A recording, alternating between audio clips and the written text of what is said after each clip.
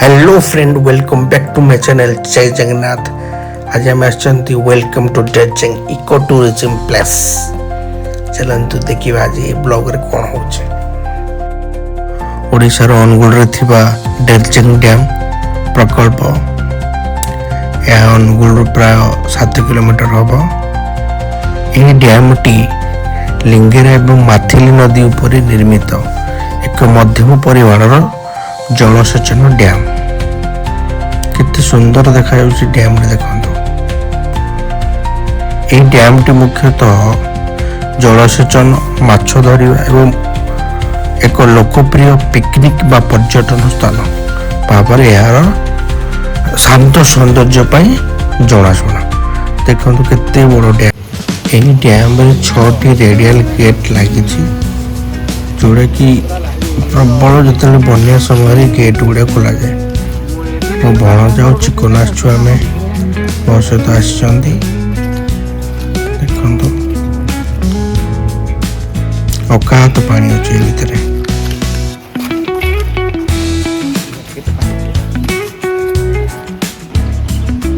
ये जगह गुड़िक हूँ पिकनिक स्पॉट।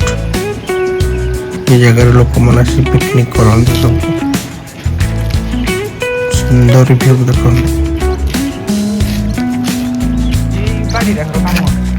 एगुड़ी सब फिशिंग होची एडे सब जाल लगी। एठी मध्ये बहुत गुड़ लोक आसी पिकनिक करके रिसेंटली न्यू ईयर रे।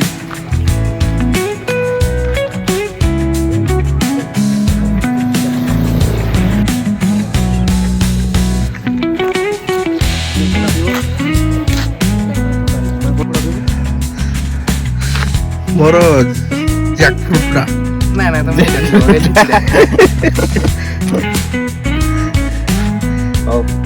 ये बड़ा चिंता सहित ना माजी देखो तो स्वादी बिंदल बोले किदा रेडी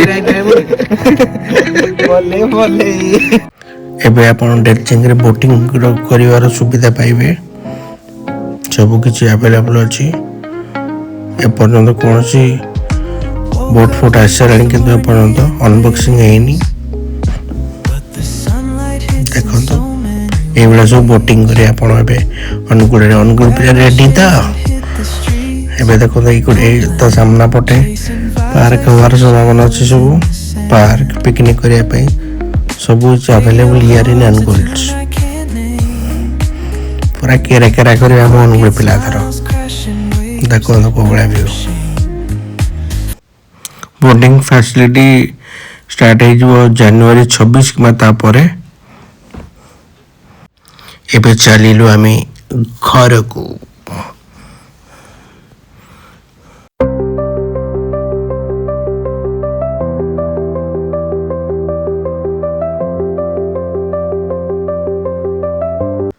बाटे आसला बेले पड़िला माँ तारिणी नर्सरी। भाविली घर पर कि फूल गच कि चारा वगैरह नहीं जा घर को। देखो सांग मैंने केते सुंदर सुंदर छोट छोट प्लांट आते छोट छोट प्लांट के सुंदर सुंदर फ्लावर फुटे। देखो बहुत प्रकार अच्छे सब प्रकार प्लांट्स अवेलेबल हियर। देखो केते सुंदर सुंदर फूल।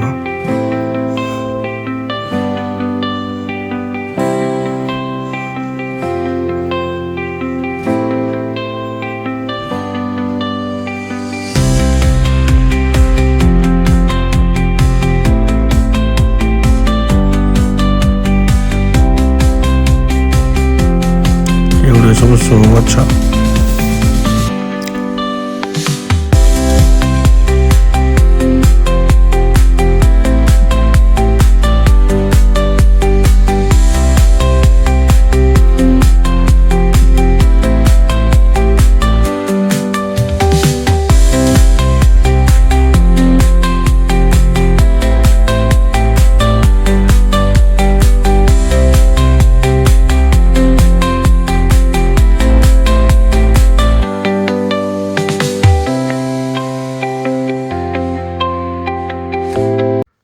फाइनाली घर को चारा धरिकी पलि आसली एबे मस्त की गाधे खाइबा आज है कोबी चिली एंड रोटी दबे दबा